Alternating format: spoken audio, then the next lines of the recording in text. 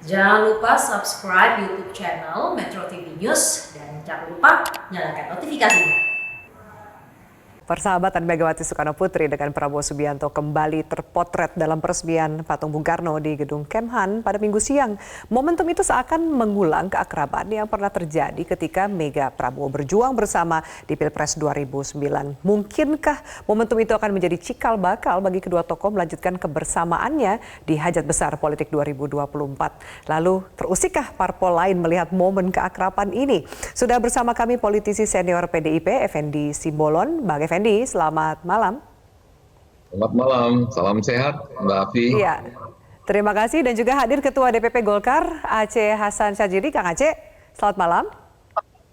Selamat malam Mbak Afi, selamat malam Mas Effendi, Pak Adi. Selamat malam Iya. Mas Aceh. Oke, baik, satu lagi ada analis politik dari Parameter Politik di Prayitno. Mas Adi, selamat malam. Selamat malam Afi, selamat malam Kang Aceh, Bang Effendi Simbolon. Sehat selalu Oke. semuanya. Oke, berarti semua bisa mendengar statement masing-masing ya. Saya akan tanya ke Bang Effendi dulu. Bang Effendi, momentum hari ini ada lagi pertemuan antara Bu Mega dengan Pak Prabowo. Apakah itu hanya bersifat personal sejauh ini atau ternyata bisa dilihat kita tarik lebih jauh keakraban dan urusan 2024 dari dua partai, Gerindra dan PDIP? Ya, ini momen hari ini memang karena adalah hari kelahiran Bung Karno ya, 6 Juni, dan momen yang sesuai dengan hari kelahiran beliau, dan juga di kan ada peresmian patung Bung Karno dengan naiki kuda itu ya. Saya kira itu momen yang patut kita apresiasi ya. Saya kira kami juga sebagai kader dan sebagai warga bangsa, saya kira kita patut mengapresiasi adanya penghargaan kepada tokoh Bung Karno yang selama ini menjadi founding father kita dalam kita bernegara. Di luar itu pertemuannya apa artinya? Ini berarti kalau banyak juga yang melihat ini ada momen juga yang bagus untuk kemudian Pak Prabowo mendekatkan diri, mengakrabkan diri kepada Ibu Megawati. Kalau hubungan antara Ibu dengan Pak Prabowo, saya kira sudah sangat jauh, sangat baik ya. Saya dengar juga nanti tanggal yang akan datang ada momen yang juga besar juga. Saya kira nggak diragukan lagi hubungan beliau dengan Pak Prabowo sudah terbukti lah, sudah terbukti sangat Jadi baik. mesra berarti dengan momentum ini peresmian patung Bung Karno di Kementerian Pertahanan. Ya, kalau dari kata-kata sambutan baik Ibu dan Pak Prabowo kan saya kira sudah tersirat lah seperti apa begitu hubungan mereka ya, hubungan antara keluarga besar Bung Karno dengan keluarga Pak Prabowo, dan juga kami juga hubungan yang baik dengan Pak Prabowo, dengan Gerindra gitu. Baik, saya akan tanya ke Mas Adi. Mas Adi, bagaimana Anda melihat apakah ini seremonial semata atau ada analisa atau bahasa politik di balik peresmian ini? Saya menangkapnya ada dua hal ya Afi. Pertama, memang ini tidak lebih dari batas seremonial formatif yang dilakukan oleh seorang Menhan terhadap Soekarno untuk memberikan penghormatan sebagai proklamator yang membuat negara ini bisa merdeka seperti sekarang ya. Tapi kan publik tidak bisa menutup mata bahwa momentum ini adalah satu babak lanjut dari chemistry dan kemesraan yang selama ini selalu dibangun oleh Ketua Umum PDIP dan Ketua Umum Gerindra. Satu hal yang itu tidak bisa disimplifikasi memang, tapi sekali lagi publik pasti sangat menebalkan sebuah keyakinan ini kemesraan yang kemudian disusun sebagai batu bata bersama menuju jalan panjang 2024 tentunya. Apalagi kalau melihat pidatonya, apalagi kalau kita melihat pidatonya Ketua Umum PDIP Mbak Megawati Soekarno Putri menunjukkan satu kedekatan yang cukup luar biasa. Prabowo adalah sahabat saya, adalah orang yang cukup berjasa bagi bangsa dan negara dan seterusnya. Itu penting sebagai satu statement tentang sebuah kemesraan yang bukan biasa-biasa saja. Jadi kalau mau disederhanakan sebenarnya, peresmian patung Soekarno ini adalah sebagai bentuk silaturahmi politik yang plus-plus. Satu penghargaan terhadap proklamator, tapi satu sisi yang lainnya. Ini hampir sebagai jadilah lanjut gitu. yang panjang. Mas Adi, ini udah hampir jadilah 2024 gitu. Ya kalau melihat dari statement elitnya bukan hanya hampir jadi, bisa dipastikan 85% sudah mau jadi. Jadi. Kan elit Gerindra mengatakan kemungkinan Prabowo akan maju bersama PDIP. Iya, Itu statement yang jelas. Itu yang ngomong elit, bukan orang yang berada di periferi dan di lingkaran terjauh dari Gerindra. Begitupun di nanti kita bahas PDIP. lebih jauh. Saya chemistry ingat gitu. bahwa statementnya juga dari Ahmad Muzadi yang mengatakan makin terang benderang seperti itu. Tapi bagaimana dengan partai lain? Ada juga yang mulai melakukan silaturahmi. Ketua Umum dari Golkar, Kang Aceh, saya minta tanggapan Anda. Terakhir bertemu dengan Kang Emil di Bandung, Jawa Barat. Kang Emil juga mengenakan kaos berwarna kuning. Apakah ini juga bisa dikatakan makin terang benderang? Tetaplah bersama kami. Baik pemirsa, kita lanjutkan. Kalau tadi Mas Adi mengatakan ini PDIP dan Gerindra sudah pasti jadi, sudah karena kemesraannya luar biasa ditunjukkan. Kalau Golkar mesranya sama siapa nih? Terakhir kunjungan ke Gubernur Jawa Barat, Kang Emil, warnanya yang dipakai juga sudah kuning-kuning. Apakah ini ada pertanda yang lain, Kang Aceh? Ini sebetulnya pertemuan biasa ya. Kebetulan Pak Ketua Umum DPP Partai Golkar, Pak Erlangga, 3 hari ini berada di Jawa Barat, tepatnya di Bandung. Tujuannya sebetulnya adalah untuk pertama memastikan penanganan COVID-19 di Jawa Barat bisa dikendalikan. Karena kita tahu pasca Lebaran ini ternyata di Jawa Barat ya pengendalian COVID-19 itu di bawah rata-rata nasional. Nah, Pak Erlangga sebagai Ketua Komite Penanganan COVID-19 dan Pemulihan Ekonomi, beliau hadir dan bicara, ngobrol-ngobrol dengan Pak Kang Emil, ya bicara tentang bagaimana penanganan COVID-19 di Jawa Barat. Yang kedua, beliau pun juga melakukan upaya untuk pemulihan ekonomi, karena pagi harinya pada hari Jumat beliau ketemu dengan para penerima kartu prakerja. Dan tentu sejauh mana kartu prakerja tersebut bisa bermanfaat bagi masyarakat yang terkena pandemi COVID-19. Jadi rasa-rasanya... Tidak ada urusannya dengan 2024 atau masih malu-malu karena masih cek-cek ombak yang lain mungkin Pak Erlangga?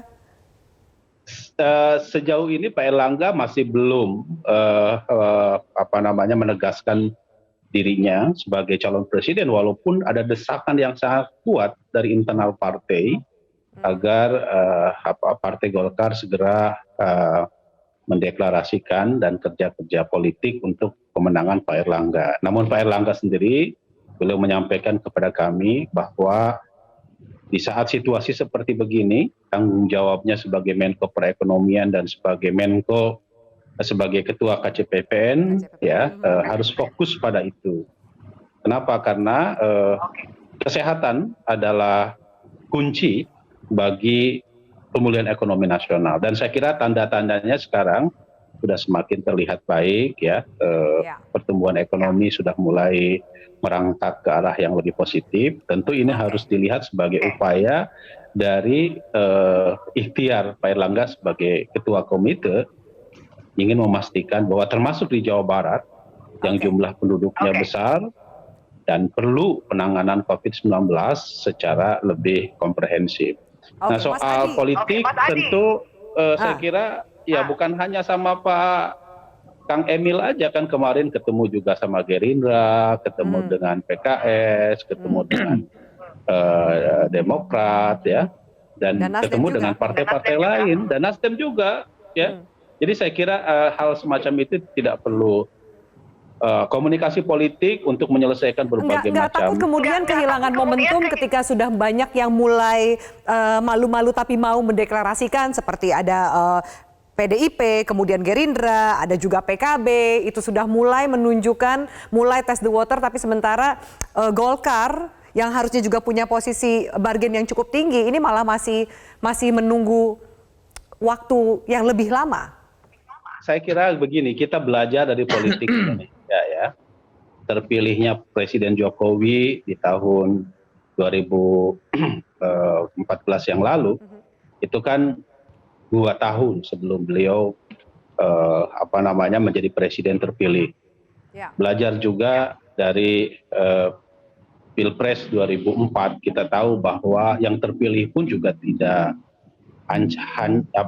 upayanya itu memang tidak 1-2 tahun lah.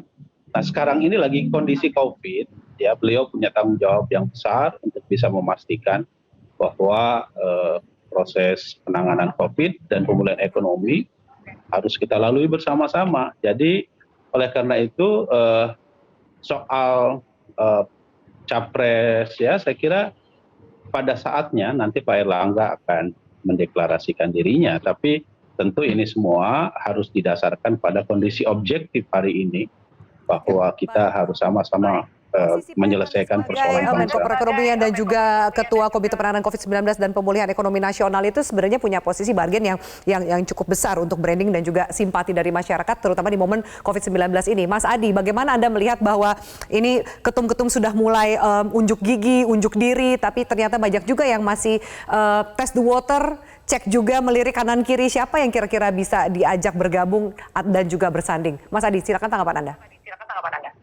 Kecenderungan politik 2024 itu karakteristiknya ada dua, Vi. Pertama, ini antara pertarungan capres populer tapi tidak punya akses terhadap partai politik gitu ya. Ganjar Pranowo boleh elektabilitasnya tinggi, tapi dia secara perlahan mulai digergaji dan tidak punya karpet merah ke partai. Maka Bang Effendi sudah memunculkan nama Puan dan semacamnya. Anies boleh elektabilitasnya sampai ke puncak, tapi nyaris tak satu pun yang bisa memastikan dia akan diusung oleh partai politik. Nah, variabel lainnya adalah variabel ketua umum. Ketua umum Gerindra, ketua umum Golkar adalah bacaan yang paling realistis akan maju di 2024. Nah, kenapa Golkar misalnya belum statement secara resmi? Kalau membaca kultur dan budaya politik Golkar itu kan sederhana, suka main di tikungan akhir. Nah, tidak seperti yang lain, jauh-jauh hari, deklarasi, unjuk gigi gitu ya. Tapi Golkar enggak, slow but sure, itu main di akhir. Publik juga tidak bisa menutup kemungkinan bahwa safari politik yang dilakukan Airlangga bukan hanya soal bagaimana menyampaikan visi misi, recovery ekonomi dan penanganan COVID. Kalau hanya itu saya kira bisa dilakukan by Zoom. Tapi Airlangga sebagai ketua umum menegaskan bahwa beliau sangat layak untuk maju di 2024. Tapi tunggu waktunya akan deklarasi. Nah, ketika kemarin berkunjung kepada Ridwan Kamil tentu dikaitkan dengan 2024. Karena pada saat yang bersamaan pengurus Golkar juga sudah menveto Airlangga itu harga mati capres dari Golkar. Iya, itu penting. Ya, mungkin yang malu-malu adalah Kang Aceh yang menjawab pertanyaan tadi masih dalam jawaban yang aman kayaknya. Oke, baik. Mas Adi, kita harus jeda. Bapak-bapak kita harus jeda. Saya akan kembali ke Bang Effendi. Tapi Bang Effendi, kalau saya memantau statement Anda, ini harus Puan. Kalau di luar sana petanya banyak menjadikan Puan dengan Prabowo, tapi Anda nggak mau Prabowo. Kenapa alasannya? Dan juga kenapa Mbak Puan tidak datang dalam peresmian yang dilakukan di Kementerian Pertahanan? Sesaat lagi. Oke, Bang Effendi, saya akan kembali ke Anda. Anda mendorong itu Mbak Puan kemudian masuk dalam bursa capres. Tapi kenapa nggak dengan Prabowo? Tapi Anda banyak menyebut harusnya disandingkan dengan Anies Baswedan. Ya, saya melihat adanya pertama ya, kita melihat empiris lah data-data yang lalu. Ya, itu sudah pernah kan, bahkan berpasangan dengan ibu ya, kemudian beliau sendiri yang mencalonkan dengan partai lain, dan juga yang terakhir 2019 kan pada akhirnya kita lihat bahwa elektabilitas keterpilihannya juga maksimal gitu. Nah, sementara di sisi lain kita dengan kalau melihat dari hasil surveinya Mas Adi itu kan 20 sekian, hampir 24% perolehan suara PDI Perjuangan diproyeksikan di 2024. Ya, bahkan mungkin kalau di survei lebih detail lagi mungkin bisa 30 sekian misalnya begitu. Nah, pertanyaannya sederhana aja bagi saya sebagai kader. Kenapa kita harus mengusung sebatas wakil begitu? Ini kan efek psikologis politiknya ke bawah, ke grassroots kan sangat besar kotel efeknya. Bagaimanapun kalau kita punya capres dari kader die hard sendiri, apalagi kromosomnya ya katakanlah keturunan dari Bung Karno ya, dari ibu sendiri sebagai ketua umum, dari Ibu Megawati Soekarno Putri, itu kan tinggal kita bagaimana mengelola Mbak Puannya untuk 2 tahun ini bisa maju begitu. Jadi Apa saya iya melihat terkejar waktunya bahwa kemudian kalau dari surveinya Kang Adi juga nama Mbak Puan nggak ada di 10 besar, jatuh di 12, nomor 12 seperti itu. Sementara ada Mas Ganjar yang berada di posisi nomor 2 di bawah Pak Prabowo. Kenapa nggak itu aja sehingga pekerjaan partai menjadi lebih mudah? ya yang di survei Mas Adi juga kan ya sekarang aja kelihatannya tinggi, tapi itu ya maksimalnya udah ceiling point semua, itu udah di ceiling semua. Nah ini potensi Mbak Puan bisa sampai ke 40% dia, karena dia kan belum keluar dari, katakanlah, karena kami kan ada pakem juga kalau selama belum ada sinyal dari ibu dan seterusnya. Tapi kan saya kan memberi usulan untuk keluar dari, katakanlah kita belajar dari pemilu-pemilu yang lalu saja ya, yang akhirnya kan kita harus mencalonkan si A, si B begitu. Nah, kenapa kita tidak sebagai partai kader ya, partai pelopor, kita juga memelopori juga kader yang terbuka. Dan itu bukan siapa-siapa, adalah Puan Maharani yang memang punya kredibilitas baik. Orangnya baik, orangnya santun, baik hati, dan punya intelektual yang baik begitu. Di mana salahnya? Mas Adi, Kalau oke, dari penjelasannya Bang Effendi tadi gitu ya, bahwa kemudian kayaknya PDIP akan kekeh untuk mendorong Mbak Puan seperti itu. Apa yang harus dilakukan oleh PDIP ketika memang hampir jadi dengan Prabowo atau Gerindra? Tugas utama jika PDIP tetap mengusung Puan itu sederhana, mengkonversi suara PDIP yang 21% menjadi suara Puan. Apakah itu bisa dilakukan? Apakah Menurut orang Anda yang sebagai analis politik 2 tahun cukup nggak kemudian membranding Mbak Puan yang akan masuk kategori yang dibutuhkan untuk di bursa capres? Nah, sebetulnya di survei saya ada head to head-nya antara Puan sama Ganjar. Kenapa Ganjar relatifly dipilih secara mayoritas oleh orang yang memilih PDIP? Sederhana. Ganjar ini dianggap sebagai reinkarnasi Jokowi, orang yang humble, dekat dengan rakyat, murah senyum, kakinya turun ke bawah. Nah, sebaliknya Puan agak sedikit ningrat, betul kata Bang Effendi tadi, kakinya belum nyentuh ke tanah ini. Ini yang sebenarnya perlu diterjemahkan ke bawah, supaya Puan juga melakukan personifikasi politik seperti Soekarnois, dekat dengan kelompok-kelompok kecil, datang ke kelompok-kelompok yang selama ini dalam tanda kutip dimarginalkan. Jika itu bisa dilakukan, saya kira secara psikologi politik secara perlahan bisa meningkatkan elektabilitas Puan. Yang kedua yang sangat penting adalah mengkonversi suara saat ini yang mendukung Puan itu menjadi suaranya, mendukung Ganjar Pranowo menjadi suaranya Puan. Itu juga tugas yang nggak gampang. Betul, artinya migrasi pemilih yang selama ini ingin Ganjar sebagai presiden, apakah juga akan otomatis akan mendukung Puan Maharani? Karena sejak awal Ganjar ini sudah dinilai di-tackle, bahkan di-downgrade elektabilitasnya. Di sinilah letak kerumitan-kerumitan itu, Afi. Enggak lah, kita nggak mau downgrade. Ini kalau masih sendiri tuh, Bang Effendi, singkat saja, bahwa kemudian akan tetap kekeh Puan sampai 2024 atau masih banyak kita tunggu perjalanan atau manuver lain? Coba lihat, Afi, perolehan suara legislatif Mbak Puan itu 2 tahun berturut, 2 pemilu berturut-turut itu paling terbesar. Apa itu tidak salah satu bukti bahwa dia juga ada down to earth juga, Mas Adi? Masa cuma yang sana aja down to earth? Apa sih kriterianya? Emang mau main di comberan tiap hari begitu? Main-main di selokan gitu? Bentar Bang, yang di sana itu yang di Jawa Tengah maksudnya? Ya yang di sana. Bang Effendi dari tadi nggak mau nyebut namanya Mas Ganjar nih. Oke, baik. Terakhir saya akan kembali ke Kang Aceh. Terakhir singkat saja bahwa tadi sudah dijelaskan lebih jauh peta dari PDIP, Gerindra, dari Golkar sendiri, bahwa apa yang akan dilakukan ketika mungkin mau kemudian akan mendorong Erlangga lebih jauh dan merangkul mungkin partai-partai yang lain, sepertinya sulit untuk memecah PDIP dan Gerindra. Ya. Saya kira politik dinamis ya Mbak ya. Jadi buat saya apa yang dilakukan oleh PDIP dan Gerindra, saya kira itu juga bisa juga dipahami dalam kerangka bahwa memang perlu soliditas lah ya. Karena sekarang Gerindra sudah sama-sama menjadi partai pemerintah kan gitu. Sama halnya juga Golkar pada kesempatan yang lalu juga melakukan komunikasi dengan Pak Prabowo sebagai Ketua Umum Gerindra.